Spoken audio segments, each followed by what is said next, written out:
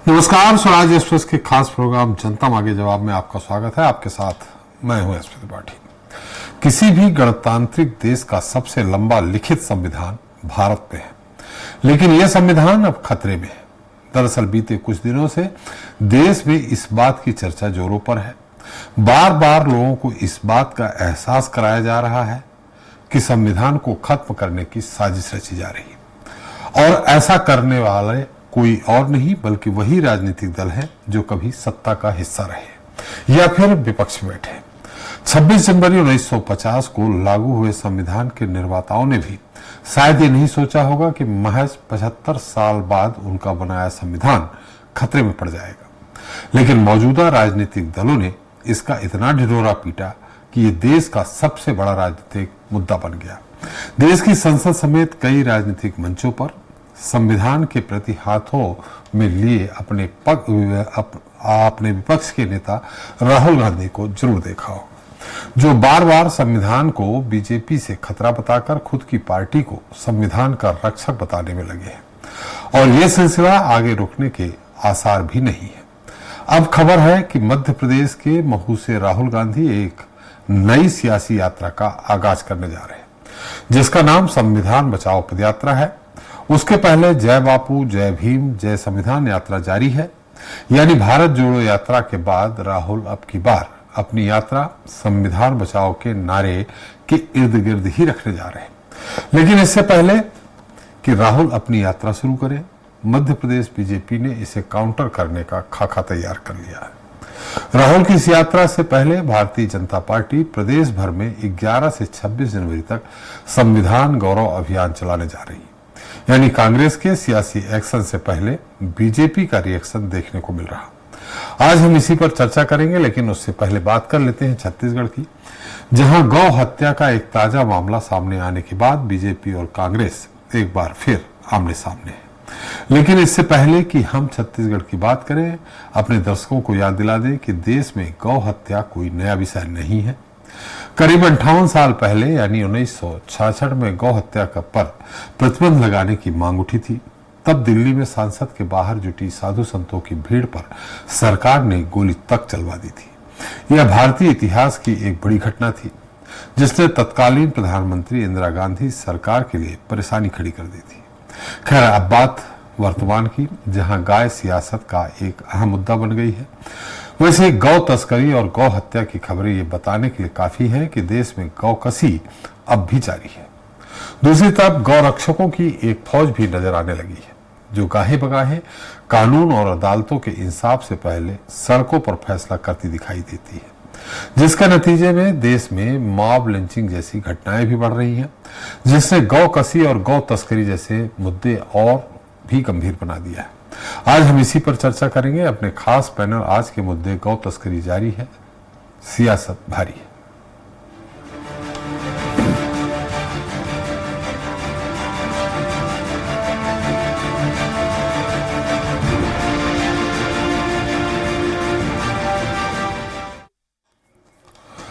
तो धान का कटोरा के नाम से मशहूर छत्तीसगढ़ अब देश में गौवंश तस्करी का हब बनने जा रहा है।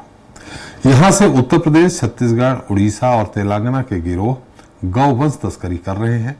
आंकड़ों की बात करें तो 5 साल में पशु तस्करी के 646 मामले दर्ज किए गए हैं। वैसे तो देश में गौ हत्या पर कोई केंद्रीय कानून नहीं है, लेकिन अलग अलग राज्यों में अलग अलग स्तर की रोक तस्कों से लागू है, और छत्तीसगढ़ देश के उन राज्यों में है जहां गौ हत्या पर पूरी तरह से प्रतिबंध है। इसके बावजूद बीती रात रायपुर के मोमिनपारा में एक घर से बड़ी मात्रा में गौमांस बरामद किया गया, जिसके बाद गौ सेवकों ने हंगामा कर दिया। गौ सेवकों की शिकायत पर पुलिस ने छापा मारा तो एक घर से कई टुकड़ों में गौमांस बरामद हुए। मौके से तराजू, मांस काटने का सामान और यहां तक कि मांस किसे सप्लाई होना है वो लिस्ट भी बरामद की गई। ये मुद्दा कानून व्यवस्था से निकलकर तब सियासी मुद्दा बन गया जब कांग्रेस के पूर्व मंत्री अमरजीत भगत ने आरोप लगाया कि बीजेपी सरकार गौ हत्या और गौ तस्करी रोकने में नाकाम रही है, क्योंकि वो खुद गौमांस निर्यात करने वाली कंपनी से सियासी चंदा लेती है। भगत ने यह भी कह दिया कि राज्य सरकार ने गौठान बंद कर गौ तस्करी को बढ़ावा दिया है। तो सवाल यह है कि आखिर छत्तीसगढ़ में पाबंदी के बाद भी गौ कसी और गौ तस्करी के मामले क्यों नहीं रुक रहे हैं और जो सियासी आरोप लग रहे हैं उसमें कितनी सच्चाई है। आज हम इस पर चर्चा करेंगे, लेकिन पहले देख लेते हैं हमारी ये खास रिपोर्ट। छत्तीसगढ़ में गौ हत्या से जुड़ा मामला। मोमीन पारा में बड़ी मात्रा में मिला गौमांस। गौ हत्या और परिवहन करने वालों पर होगी कार्रवाई। अवैध परिवहन करने वालों की संपत्ति होगी कुर्क। गौवंश परिवहन के लिए लेना होगा लाइसेंस। गौ हत्या को लेकर प्रदेश में राजनीतिक बयानबाजियां देखने को मिल रही है। हालांकि सरकार की ओर से गौ हत्या का परिवहन गौकशी पर कड़े कानून बनाए गए। कड़े कानून होने के बावजूद लगातार इस तरह के मामले सामने आते रहे। रायपुर के मोमीन पारा के एक घर से बड़ी मात्रा में गौमांस बरामद होने के बाद गौ सेवकों ने देर रात जमकर हंगामा किया। गौ सेवकों की एक टीम ने रात करीब 2 बजे इलाके के एक घर पर गौमांस काटे जाने की शिकायत पुलिस से की थी। पुलिस ने रेड मारा तो घर से कई टुकड़ों में गौमांस मिला। 3 कमरों में गौमांस काटने का काम चल रहा था। मौके से तराजू, काटने का सामान और सप्लाई होने वालों की लिस्ट मिली है। कांग्रेस ने ऐसे मामलों का जिम्मेदार बीजेपी को बताया है। पूर्व मंत्री अमरजीत भगत ने कहा कि भाजपा गौमांस तस्करी करने वाले कंपनियों से चंदा भी लेती है, तो वहीं भाजपा ने आरोपों पर पलटवार करते हुए कहा कि ऐसे सभी मामलों पर कड़ी कार्रवाई की जाती है। जांच में 100 में से 90% मामलों में कांग्रेस के लोग शामिल होते हैं। गौ हत्या, गौ तस्करी ये सब तो बंद है। और आपने पढ़ा होगा कि बहुत सारे ऐसे मामले हैं जिसमें दल विशेष के लोग पकड़ में भी आए। इसके गौ तस्करी वाले मामले में भी हर एक हत्याकांड के पीछे यदि कोई सामने नाम निकलता है तो कांग्रेस का निकलता है। हर एक षड्यंत्र यदि कोई पर्दाफाश होता है तो उसके पीछे यदि कोई निकलता है तो कांग्रेस का आदमी निकलता है। तो क्या कांग्रेस का सदस्य बनने के लिए यही अर्हता है क्या? ये हमारा सवाल कांग्रेस के नेताओं से है। सनातन धर्म में गाय को माता के समान पूजा जाता है, लेकिन जब भी गौ हत्या और गौ तस्करी के मामले सामने आते हैं तो करोड़ों लोगों की आस्था को इससे ठेस पहुंचती है। इसलिए ऐसे मामलों पर सरकार गंभीर नजर आती है। छत्तीसगढ़ में भी गौ हत्या और तस्करी रोकने कड़े कानून भी बने हैं। फिलहाल कब तक ऐसे मामलों पर अंकुश लग पाता है, देखना होगा। स्वराज एक्सप्रेस के लिए रायपुर से गोपी कृष्ण साहू की रिपोर्ट। इस पर ज्यादा चर्चा के लिए मौजूद हैं तौकीर राजा जी हैं, बीजेपी प्रवक्ता हैं, अजय गंगवानी जी हैं, कांग्रेस प्रवक्ता हैं, उमेश बिसेन जी हैं, गौ सेवक हैं। आप सभी का हमारे इस कार्यक्रम में बहुत बहुत स्वागत है। गौ सेवक हमारे साथ उमेश बिसेन जी हैं। उमेश जी, बीजेपी की सरकार है, अभी केंद्र में बीजेपी की सरकार है। केंद्र की तरफ से कोई अभी ऐसा कठिन नियम नहीं बना है कि गौ तस्करी, गौवध रोका जा सके। इन स्थितियों में आप किसको दोष दे रहे हैं, सरकार को या कांग्रेस को? और जो मोमीन पारा की घटना हुई है उस घटना में देखिए बीजेपी की सरकार है, वहां पे उड़ीसा में बीजेपी की सरकार है, महाराष्ट्र में बीजेपी की सरकार है, तो आप किसको दोषी मान रहे हैं उमेश जी? इसमें दोषी तो मैं अपनी सरकार को ही मानूंगा, क्योंकि वक्तव्य तो अच्छा कड़ा दे देते हैं, पर जब काम करने की बात आती है, गौ तस्करी, गौ हत्या, तो तब सरकार के जो लोग हैं वो पीछे हट जाते हैं, क्योंकि कहीं ना कहीं वो एक बड़ी आबादी गौ हत्या, गौ तस्करी में शामिल है जी। और ये जो मोमीन पारा पकड़ा है, इसकी शिकायत लगभग 5 वर्षों से हम लोग लगातार थाने में अलग अलग माध्यम से हम कर रहे थे जी। पर सरकार के जो एसपी है, आईजी है, माइक 2 है, माइक 3, इन लोग ध्यान देते ही नहीं, क्योंकि एक विशेष समुदाय के वहां लोग रहते हैं जो बड़ी बड़ी मात्रा में गौवंश की मतलब कत्ल भी करते हैं और मांस भी बेचते हैं।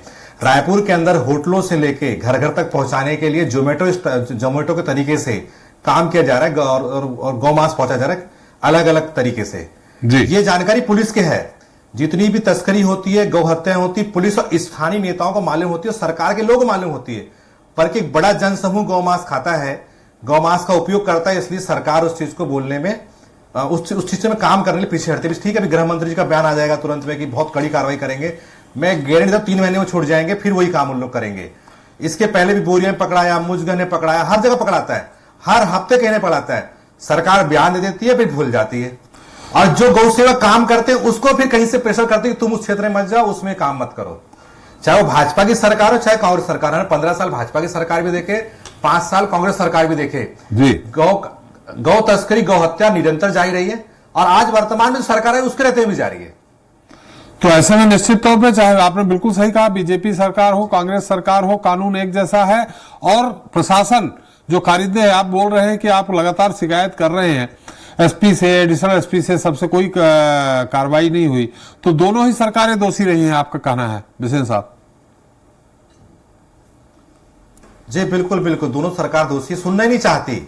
मैं दंडवत यात्रा करता हूं पूरे प्रदेश में, मैं तस्करों के नाम बताता हूं, कौन तस्कर है, कैसे तस्करी कर, एक एक रिपोर्ट जो पुलिस के पास डाटा मैं बराबर दे रहा हूं, पुलिस उस आवेदन को लेती है, कचरे में डाल देती है, बाद में कोई नेता का फोन आता है, कोई मंत्री का फोन आता है, सत्ता का कोई ना कोई नेता उनका संरक्षण होता है, तब उनकी हिम्मत होती कि शहर के मध्य अगर गाय कट रही है तो सोचो कितना बड़ा संरक्षण उनको प्राप्त होगा। जी, गंगवानी जी विपक्ष में है आप, अमरजीत जी कहते हैं, भगत जी, कि बीजेपी सरकार गौ तस्करों से चंदा लेती है।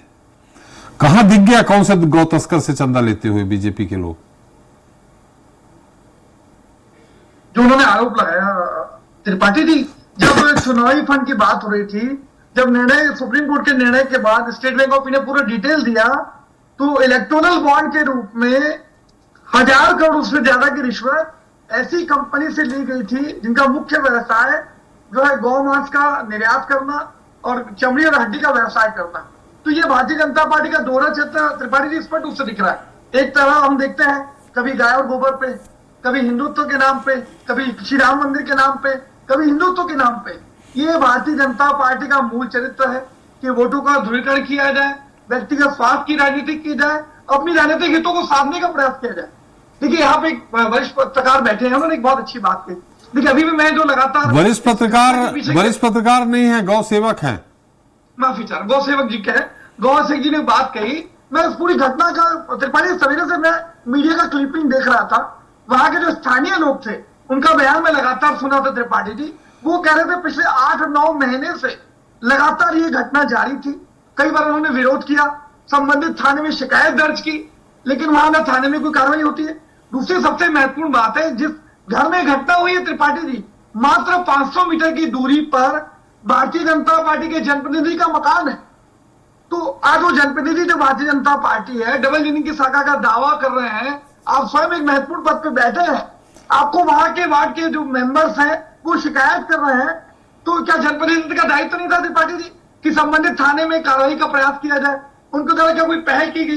दूसरी महत्वपूर्ण बात यह है कि इस पूरी जो गौवंश की तस्करी है जी, ये इसमें 7 साल की सजा का प्रावधान है, 50,000 रुपए जुर्माने की बात है, गौ परिवहन पे भी कड़ी जो धाराएं लगती है। लेकिन महत्वपूर्ण बात यह है कि यहाँ की सरकार, यहाँ का पुलिस प्रशासन, वो लगातार इस प्रकार के जो गौवंश का तस्करी कर रहे हैं, गौवंश का व्यापार कर रहे हैं, उसको लगातार राजनीतिक संरक्षण दिया जा रहा है। एक महत्वपूर्ण बात मैं और कह रहा हूं त्रिपाठी जी, जो मोमिनपाड़ा के जिस घर पे कार्रवाई की गई, वहां से डायरी जब्त की गई है। उस डायरी में स्पष्ट रूप से पूरे डिटेल है कि कितनी मात्रा में किस किस को सप्लाई की गई और किस रेट से की गई है। तो ये 8 महीने से जो गौ व्यवसाय का व्यापार चल रहा है, उस डायरी में क्या ये लिखा गया अपना सप्लाई कहां कहां की गई? क्या ये लिखा है गौ मांस है या सिर्फ मांस है? त्रिपाठी जी, मुझे जो मीडिया के माध्यम से जानकारी मिल रही है, उस डायरी में किस किस को कितना मांस सप्लाई किया गया, किस रेट पे सप्लाई किया गया, पूरा डिटेल है।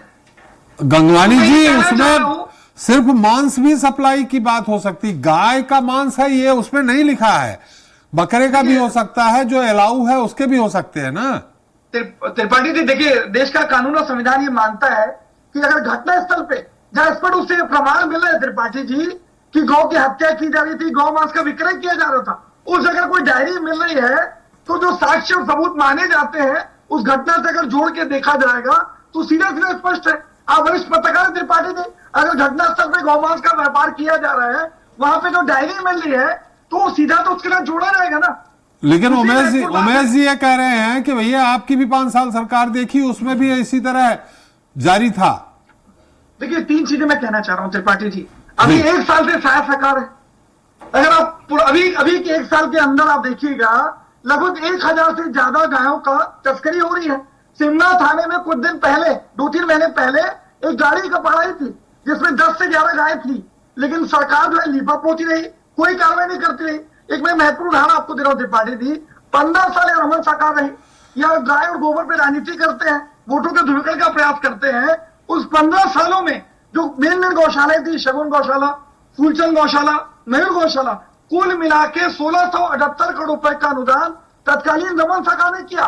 लेकिन 1700 गाय इन 15 सालों में त्रिपाठी जी 1700 गाय पानी और प्याज और भोजन की व्यवस्था के चक्कर वहां मर जाती है। आज इनके हरीश शर्मा जिनके जिला उपाध्यक्ष थे, उसकी गिरफ्तारी होती है। 115 गौशाला। एक मिनट गंगवानी से, आपने जो आरोप सिलसिलेबद्ध लगाए हैं तो तौकीर साहब भूल जाएंगे। तौकीर साहब, सरकार आपकी है देखिए, और ये आज से नहीं, जनसंघ के जमाने से 1966 से गौ वंश पे, गाय पे, गौ हत्या पे प्रतिबंध लगाने की बात कर रही है। जनसंघ ही बाद में बीजेपी बनी है 1980 में। लेकिन अब डबल इंजन की सरकार की आप बात करते हैं, लेकिन कोई भी ऐसा एक्ट कड़ा नहीं बना। चलिए अगर कहते हैं कि नहीं है, ये एक्ट 2017 में एक एक्ट बनाया था मोदी जी ने, लेकिन वो भी ऐसा नहीं था कि गौहत्या बंद कर दी जाए। लेकिन अभी जो मोमिन पारा की घटना है उसमें तो सरकार आपकी है, निश्चित तौर पर विपक्ष आरोप लगाएगा। गौ हत्या रोकने की शुरुआत आप लोगों ने की थी। आप लोगों ने आरोप लगाया था कि 1966 में इंदिरा जी ने साधु संतों पे गोली चलवाई, गाय हत्या को लेकर जो आंदोलन हुआ था। अब क्या?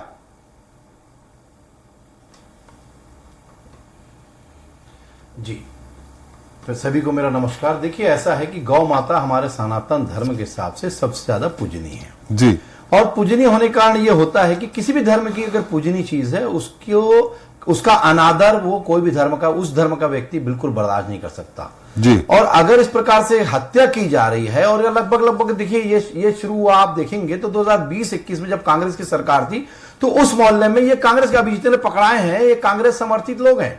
अभी आप अमरजीत के भगत जी का बयान सुन रहे होंगे, तो उन्होंने बोला विशेष दल के लोग। विशेष दल कौन सा?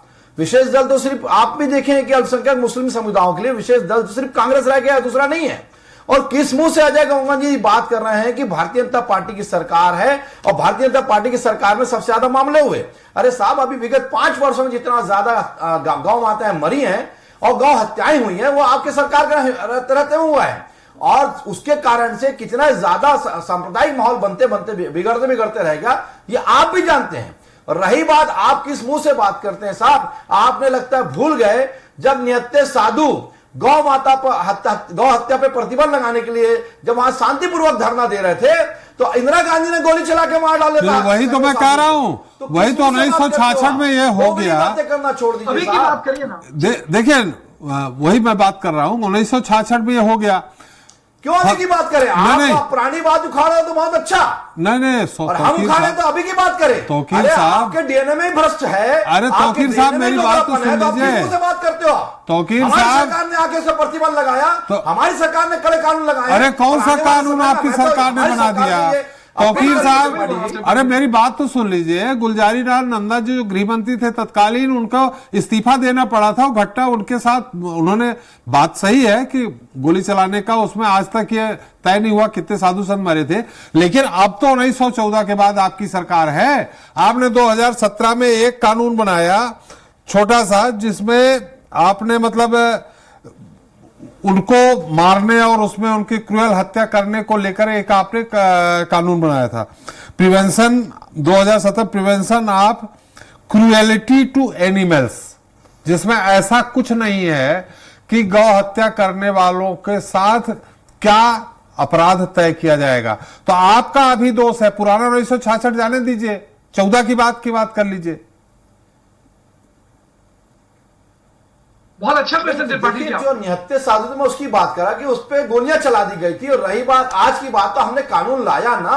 अब यह है कि उसके बाद कहां कानून लाए? सुधर रहा है, तो उसके लिए कड़े कानून लाने की आवश्यकता है। तो हमारी सरकार, हम तो सरकार से अपील करते हैं कि ऐसे लोगों को फांसी के तख्ते में चढ़ा देना चाहिए और उनके जितने घर हैं, उनकी संपत्तियां हैं, उसकी संपत्तियां बाकायदा जब्त कर देनी चाहिए। यह मेरी अपील है, क्योंकि भी किसी भी धर्म के जो पूजनीय चीजों को बार बार अपमान करने की कोशिश करता है, उसके लिए कड़े कानून की आवश्यकता है। मैं तो यही अपील कर सकता हूं, इससे ज्यादा कुछ नहीं कर सकता। और अगर ऐसी कोई अरे तो भाई कानून 15 साल पहले रही, 1 साल आपकी अभी हो गई, कानून आप ही बनाएंगे ना? भी होगा उसके लिए एक नजीर पेश करें। कानून तो आप ही बनाएंगे ना? बिल्कुल, मैं तो कर रहा हूं यही। तो फिर कब करेंगे? 11 साल मोदी जी को हो गए, 15 साल रमन सिंह जी को हो गए, 1 साल अभी शाह साहब को हो गए, कब करेंगे? इनको सिर्फ राजनीति करनी है त्रिपाठी जी ये सब मामला अगर घटनाएं अगर इनके शय में बढ़ती रही हैं, इन्होंने पाला है, इन्होंने पोषित किया है, तो उसे हमें खत्म करना जरूरी है और हम खत्म करेंगे। और हमारी सरकार से वही तो बता रहा हूं कि मैंने अपील की है और आपके चैनल के माध्यम से भी अपील कर रहा हूं, और साथ ही साथ मैं बाकायदा लिखित में भी अपील करूंगा कि ऐसे लोगों के लिए ठोस कानून आना चाहिए, कड़े कानून का प्रावधान होना चाहिए, ताकि एक नजीर पेश हो, एक मिसाल पेश हो, दोबारा ऐसी हरकत ये कभी ना कर पाए। उमेश जी, आपने सुन लिया भाई, हमारे बीजेपी प्रवक्ता तौकीर जी कह रहे हैं कि ठोस कानून हो, कड़ा कानून हो। सरकार इन्हीं की है, आप भी जान रहे हो, केंद्र में भी है, राज्य में भी है। ये ठोस कानून, कड़ा कानून, ये कुछ बना हुआ है, आपको क्या लगता है उमेश जी? कानून तो ऐसा कोई ठोस है नहीं, बता दूं मैं आपको जी। अभी तक आता तो बहुत कम ऐसे मामले जिसमें सजा हो पाई। इसलिए नहीं हो पाई कि जब आज अपन एफआईआर करवाते तो 6 साल बाद उसकी गवाही आती है। 6 साल में व्यक्ति जो गवाह रहता है वो अपने क्षेत्र को बदल दिया होता है या भूल जाता है, वो कोर्ट में उपस्थित नहीं हो पाता, तब तक काफी लेट हो। जबकि ऐसे मामलों को तुरंत फास्ट ट्रैक कोर्ट में चलाना चाहिए, सजा करवाना चाहिए। वो जो कसाई होते हो तस्कर इतने कॉन्फिडेंस है, मेरे मुंह में कई बार बोले हम 3 महीने में निकल जाएंगे, फिर वही काम करेंगे, और तुम 5 साल बाद आओगे, भूल जाओगे क्या बोलना है क्या नहीं करके। अभी तक के प्रदेश के अंदर में मुश्किल से अगर मान लो 10,000 या 3,000 केस होंगे, 150 में सजा हो पाई होगी, बाकी में सजा नहीं हो पाई, क्योंकि गवाह 3-4 साल बाद गवाही देने नहीं पहुंचता। मैं खुद कई 350 केस में 150 केस में फरियादी हूं। तो कड़ा कानून हो जाएगा तो कैसे पुलिस उसको समझ कड़ा कानून हो जाएगा तो भी गवाह वगैरह को तो पेश ही होना पड़ेगा। कड़े कानून के साथ कानून को ऐसा बनना चाहिए कि ऐसे गंभीर विषय के मामले, जब आस्था का मामला है, वहां का वो केस फास्ट ट्रैक कोर्ट में चलना चाहिए, तब कानून का सही उपयोग हो। कड़ा कानून बन जाए, मान लो गवाही बाद में हो रही है तो सजा नहीं हो पाएगी, फिर वो तस्करी वही काम करे। बहुत जो कसाई और तस्कर हैं प्रदेश के अंदर बहुत कॉन्फिडेंटली काम कर रहे हैं, क्योंकि उनसे अधिकारी सेट है, बराबर राजनीतिक रूप से बहुत सारे नेता सेट है, नाम नहीं लूंगा उनका मैं। और आज भी जो लोग गए वो मजदूर हैं। मेन आरोपी जो हैदर वो बाहर है, जो मस्जिद का मुखिया है, वहां पे और भी जो कांग्रेस के जो पार्षद वर्तमान है वो अभी बचे हुए। पूरी लिस्ट में लिखा है कौन कितना क्या कैसे करता है। वो तो आज से नहीं, वो तो 9 महीने बताया वहां के जो वक्ता थे। मैं जान रहा हूं लंबे समय से वहां पे गाय कट रही है, बहुत लंबे से जानकारी है, बकाया पुलिस को पूरा मालूम है जी। पर पुलिस तो ऐसे मौके की तलाश में रहती है कि भैया कोई दंगा हो तब हम जाएंगे, यानी मतलब दंगा नहीं हुआ। लेकिन क्या आपको नहीं लगता फिर वही मॉब लिंचिंग होती है और जो गौ सेवक है वो अंदर हो जाते। उमेश जी, मैं अजय जी के पास फिर जाऊंगा, आपको नहीं लगता है कि जो लोग गाय पाल करके उसका उपयोग करके उसको फिर छोड़ देते हैं मरने के लिए आवारा, उनके खिलाफ सख्त कार्रवाई नहीं होनी चाहिए? वो उन्होंने छोड़ दिया सड़क पे, किसान जो मझौले किसान है वो मर रहे हैं, उनकी खेती पूरी चर ले रहे हैं, उनपे सबसे पहले कार्रवाई नहीं होनी चाहिए? नहीं, मेरा उसमें मैं थोड़ा सा अलग बात बोलूंगा। क्या है, गौवंश की जो चारागाह भूमि हमने पूरा खत्म कर दी, बड़े बड़े भवन बना दिए जी, और हमने खेती को गौधन आधारित छोड़ के आधुनिक कर दिया। हमको सरकार को खेती गौधन आधारित करने के लिए प्रयास करना चाहिए, तब तो गौधन रखेगा वो। और खेती पहले भी पहले इससे ज्यादा गौवंश तो पहले थे, तब तो खेती बर्बाद नहीं हुई। आज बहाना एक तरह से हम करते कि हमारी फसल को गौवंश मतलब खा जाते हैं करके, ऐसा उतना नहीं होता। पर हमने एक ऐसा परिवेश बना दिया है राजनीतिक लोगों ने और कुछ लोगों ने कि गौवंश को बोझ समझ लगे। अगर हम गौवंश आधारित कृषि, गौ आधारित उत्पाद पर ज्यादा ध्यान दे, सरकार ध्यान दे, अपने कार्यकर्ता को बोलते सरकार की हर व्यक्ति को गौधन पालना, वो खुद ही नहीं पालते घर के अंदर में, और गौ माता की जय बोलते हैं। गौ सेवक जो काम कर सपोर्ट नहीं करती सरकार, मेरे खिलाफ में केस दर्ज कर देती है, मेरे पे महिलाओं से हमला करवाते तो उसमें सपोर्ट नहीं करती। बहुत सारे ऐसे विषय सरकार को सच्चे गौ सेवक को डुप्लीकेट गौ सेवक को पहचानना पड़ेगा जी। कानून बने तो गौ सेवक आयोग में उनको बैठा देते, सदस्य बनाते हैं, जो गौ सेवक कभी क्यों नहीं आयोग के सदस्य रहते हैं। तो नीति निर्धारण करना है तो गौ सेवा लोग को बनाया, तो फिर देखो सारा काम सही होगा। आज जो भी बैठे वो अनुभवहीन लोग को बैठा दिए, कहां ऐसा सकारात्मक काम हो पाएगा? जी जी, गंगवानी साहब, मेरा जो उनसे सवाल था वही आपसे भी है, विपक्ष क्या कहता है कि जो लोग उपयोग करके अगर बछड़ा होता है तो छोड़ दिया जाता है, अगर बछिया होती है तो पाल लिया जाता है, दूध देगी, और फिर जब वो दे चुकती है, मैं बहुत सारे केस बता सकता हूं, छोड़ देते हैं।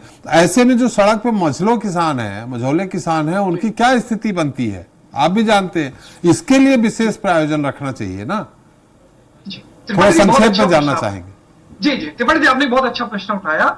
हमने इसी गौवंश को संरक्षण के लिए, गौ माता को सम्मान देने के लिए गोधन न्याय योजना शुरू की, जिसके माध्यम से 10,624 गौठानें हमने बनाई, और हमारा आखिरी के 5 सालों तक 5700 जो गौठान थी वह स्वसमर्थ हो चुकी थी, बिना किसी उनको अनुदान के भी वो अपनी व्यवस्था कर पा रही थी।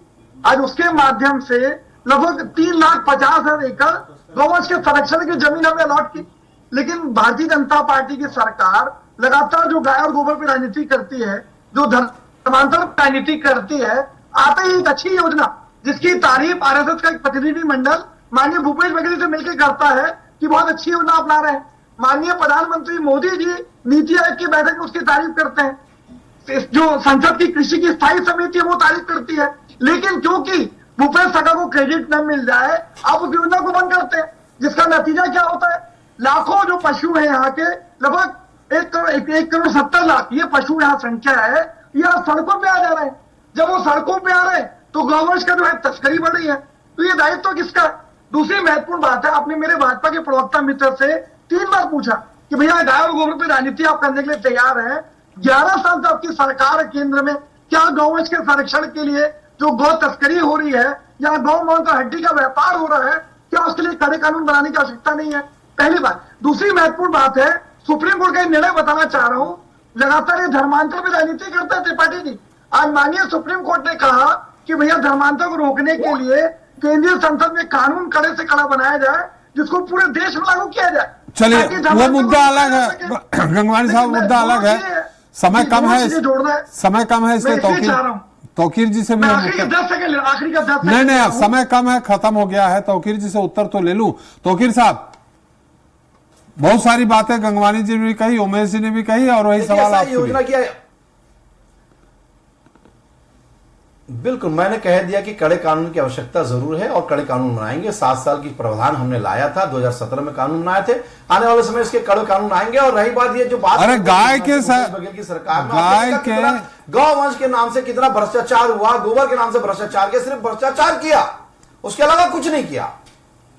तो ये बता कि क्या बताना चाहते हैं आप? मैसेज देना चाहते हैं कि हम गौ के लिए काम कर रहे हैं, लेकिन आपने उस गौ के नाम से तौकीर साहब गाय के संरक्षण और संवर्धन के लिए आपकी सरकार क्या कर रही है? जो मैंने सवाल किया है कि उनको आवारा छोड़ दिया जा रहा, एक बात वो उस पे क्या काम कर रहे हैं? एक छोटा सा प्रश्न है, 3 गौ अभयारण्य की बात की थी कि हम 3 गौ उसी के लिए हमारी सरकार एक योजना लाने जा रही है। मेरी बारी है, अजय जी थोड़ा धैर्य रखना सीखे। मेरी त्रिपाठी जी क्या हो रहा है? थोड़ा संक्षेप में तौकीर साहब। देखिए ऐसा है कि हमारी सरकार इसके लिए बाकायदा संवर्धन के लिए गौवंश के लिए बाकायदा योजना लाने जा रही है। आने वाले समय में आपको इसके लिए भी एक बड़ी योजना लाने जा रही है, वो आप देखेंगे समय में। हमने 1 वर्ष में जो वादे किए थे लगभग 80% से ज्यादा हमने पूरे किए हैं, और आने वाले समय में हमने ये बता रहा हूं कि आने वाले समय में ये भी इसके लिए बहुत बड़ी योजना आ रही है। इसी साल आ रही है, दूसरे साल की बात नहीं कर रहा हूं, 2025 में ये योजना आ रही है जो बहुत आगे बढ़कर सरकार जो है आगे बढ़ चलकर ये कार्य करेगी।